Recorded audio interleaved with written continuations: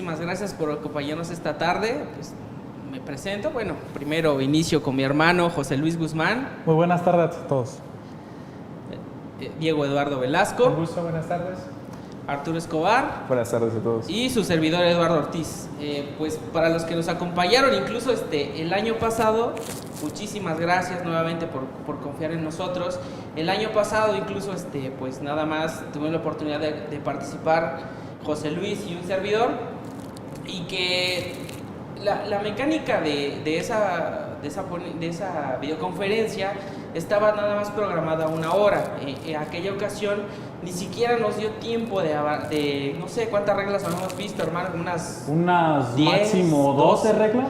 Sí, la verdad fue muy poco tiempo. Ahorita contamos con 4 horas y aún así pues nos quedamos cortos, ¿no? Para los que ya tuvieron la oportunidad de echarle pues una ojeada a lo que es la resolución miscelánea, pues verán que son más de 500 páginas, está bastante extensa. Prácticamente, o la mayoría de las reglas son un copy-paste de 2018 con algunas adiciones, y que su servidor y sus compañeros pues decidimos hacer una selección de lo que consideramos más relevante de esta nueva resolución miscelánea fiscal 2019, y que incluso le estuvimos esperando a finales de diciembre. Te acordarás, hermano, que ya habíamos hablado con los compañeros de Legal que nos dieron la oportunidad nuevamente de poder transmitir y tener la premisa, ¿no?, de la resolución miscelánea. Incluso hemos estado sondeando en las redes sociales y pues no nos hemos encontrado con algún otro colega que esté dando en estos momentos también resolución miscelánea, ¿no? Claro, salvo el SAT el día de ayer, el día de hoy hizo algunas videoconferencias. La perspectiva o el enfoque de esta charla pues va a ser prácticamente, ustedes saben que ninguna regla es más relevante que otra. Dependiendo del caso en concreto, nos tendremos que remitir no solamente a leyes, a normatividad contable, a criterios judiciales, administrativos, a reglas de carácter general. En este caso, atendiendo a una generalidad o a una universalidad de disposiciones que los contribuyentes deben de prever para el cumplimiento de sus obligaciones fiscales, nosotros establecimos un listado de reglas que consideramos van a ser pues de muchísima utilidad en algunos casos. En algunos otros casos, como ustedes los podrán ver, existe parte de las reglas que parecieran entregar u otorgar cierto beneficio administrativo disfrazado de, comúnmente le hemos denominado un impuesto oculto a eso. Facilidades administrativas que quizás reduzcan las tareas o quizás proporcionen cierta simplificación para el cumplimiento, pero que llevan todo un trasfondo que puede repercutir incluso en que el contribuyente esté más expuesto a facultades de comprobación de las autoridades, quienes pues indebidamente pudieran aprovechar, no digo que lo vayan a hacer, pudieran llegar a darse el caso que cierto contribuyente se encuentra en una desventaja por la aplicación de determinada regla. Es un hecho. La tendencia tanto de fiscalización como de cumplimiento de obligaciones es la automatización de la información. La contabilidad en sí misma pues es una técnica que se dedica a la sistematización de la información financiera. Vemos pues todos estos principios ya desde hace bastantes años incorporados poco a poco a nuestra legislación doméstica, derivado de necesidades reales, pero también derivado de presiones por organismos internacionales.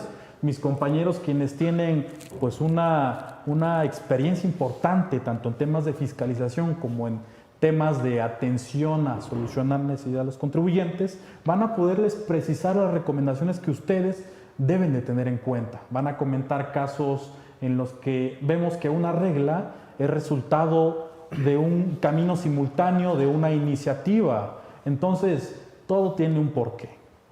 Y lo más sencillo en materia fiscal es complicar las cosas.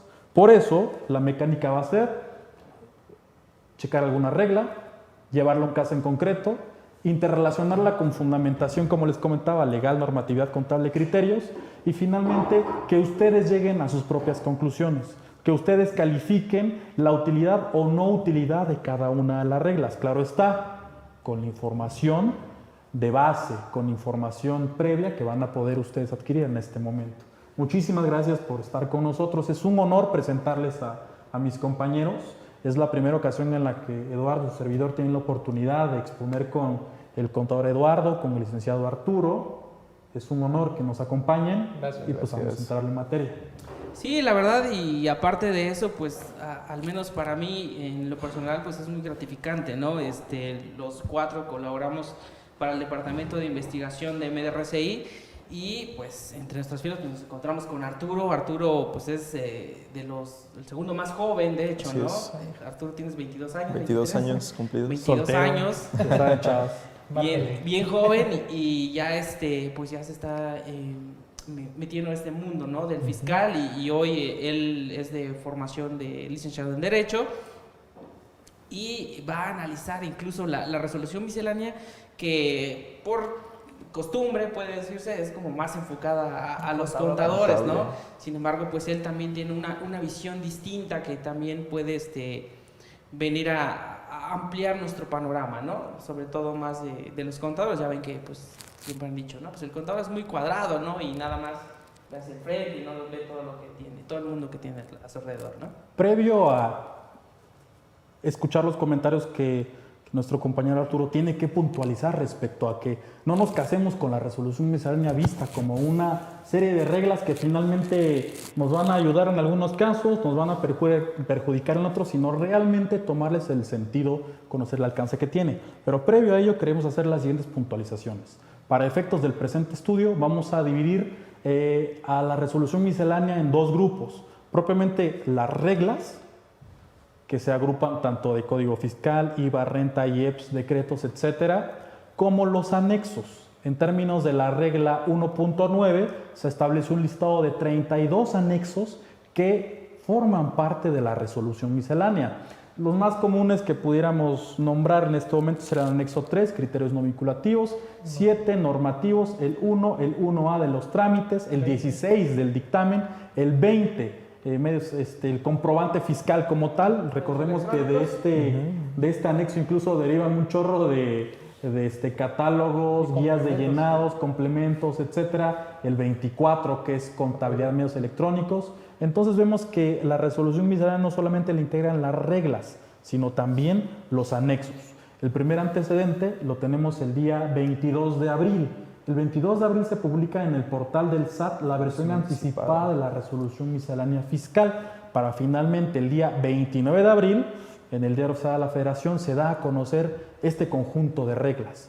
En el artículo 2 transitorio, además de las reglas, se establece que se dan a conocer los anexos 1, 3, 7, 9, 11, entre otros. Pero finalmente es hasta el día 30 de abril cuando se publica el anexo 3, 7, 9 y 11. Establecidas estas precisiones, ¿qué nos podrías comentar, Arturo, respecto del alcance, respecto en realidad qué es la resolución miscelánea fiscal? Claro, para este efecto tendríamos que determinar cuál es realmente la naturaleza jurídica de la resolución miscelánea fiscal, ¿no? Muchas veces podemos confundir este término derivado de una facultad reglamentaria. La facultad reglamentaria la podemos encontrar... podemos encontrar el fundamento de la facultad reglamentaria en el artículo 90 de la Constitución. 89, fracción primera. Así es. Y en este caso, de la resolución miscelánea fiscal como una cláusula habilitante. ¿Qué son las cláusulas habilitantes? Ok, en una ley derivado del proceso legislativo que surge, el legislador establece que la autoridad administrativa podrá crear ordenamientos de carácter general, normativas de carácter general, reglas de carácter general y disposiciones de carácter general que van a ir encaminados a aspectos meramente técnicos y operativos, por los cuales la autoridad va a regirse, tiene que estar limitado, entendamos, los principios de subordinación jerárquica y reserva de ley, así es, ¿no? Entonces, entendido en este sentido, la naturaleza jurídica de la resolución miscelánea fiscal es la de propiamente una cláusula habilitante. Perfecto. Muy importante la parte que comenta Arturo, me llamó mucho el interés, el que comentaras, es que una cláusula habilitante existe de manera expresa. Así es, el legislador remite propiamente en la norma que la autoridad administrativa emitirá las disposiciones de carácter general relativas a ese punto, digamos, en ese punto en específico en la que emita las reglas de carácter técnico y operativo. Esa sería la gran diferencia entre ver materializada esta cláusula habilitante que le da nacimiento a la aplicación de la resolución miscelánea a lo que sería la facultad reglamentaria y por la cual se expiden pues, diversos ordenamientos que si bien existe una mención expresa de que se va a otorgar o se va a regular cierta materia en dicho ordenamiento, constitucionalmente ello es válido. ¿Y por qué el comentario? Porque tenemos en resolución miscelánea algunas reglas que propiamente no derivan de existir una cláusula habilitante. Muy bien, la resolución miscelánea, estoy de acuerdo en que puede establecerle una facilidad al contribuyente incluso cuando la ley... Buenas tardes. Por motivos de fuerza mayor, en la zona hemos tenido problemas con el suministro de energía eléctrica. Por ello, pues como ustedes pudieron ver, tuvimos que suspender o interrumpir la transmisión por unos momentos. Sin embargo, queremos precisarles que vamos a agotar todos los puntos que tenemos planteados desarrollar. A efecto de retomar la exposición, vamos a hacer un breve resumen de lo comentado hasta el momento. No se preocupen. Y de antemano, una disculpa y muchísimas gracias por su comprensión. Veníamos comentando pues que la resolución miscelánea es un conjunto de disposiciones de carácter general que las autoridades fiscales dan a conocer con una simple y sencilla razón para facilitar el cumplimiento de las obligaciones ya sea fiscal o ya sea en materia aduanera de los contribuyentes. Tenemos 3 fechas importantes como antecedentes. Día 22 de abril de 2019, la publicación de la versión anticipada en el portal del SAT en la tarde-nochecita. El día 29 de abril, me corregirán, fue el lunes. El día lunes se publica en el Diario Oficial de la Federación la resolución miscelánea, haciendo mención en sus artículos transitorios, segundo y tercero respectivamente. Vamos a conocer además de la resolución los siguientes anexos. Y respecto de los señalados en el artículo tercero transitorio, pues que van a quedar vigentes todavía, van a prorrogar su vigencia hasta en tanto no se den a conocer nuevamente a través del Diario Oficial de la Federación. Por último, tenemos el día martes 30 de abril. El martes 30 de abril se publica en el Diario Oficial de la Federación la actualización al anexo 3, que es criterios no vinculativos, anexo 7, criterios normativos, anexo 9 y anexo 11 respectivamente. Nuestros compañeros han hecho mención de la importancia que tiene el uso correcto de la resolución miscelánea, el que identifiquemos realmente su alcance y para lo que nos debe de ser útil, que la resolución miscelánea comentábamos deriva de cláusula habilitante que debe ser expresa. Por ello, en muchos casos, aunque no exista esta cláusula habilitante, pues la resolución miscelánea, incluso como comentaba Diego, libera a algunos sujetos que conforme a ley están obligados a presentar la declaración anual, por ejemplo. No hay problema.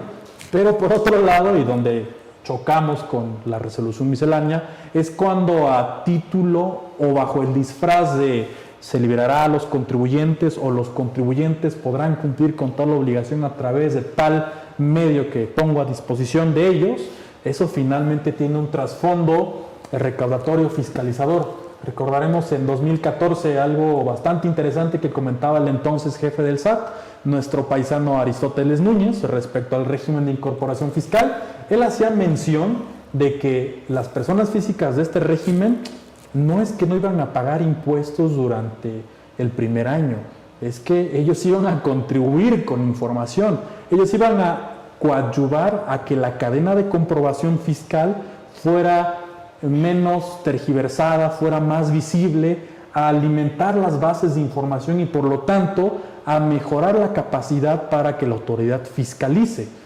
Arturo, ¿nos podrías comentar respecto a la fundamentación que da como origen a la resolución miscelánea? Claro que sí, encontramos, como bien comentabas y lo comentábamos hace un momento, las cláusulas habilitantes.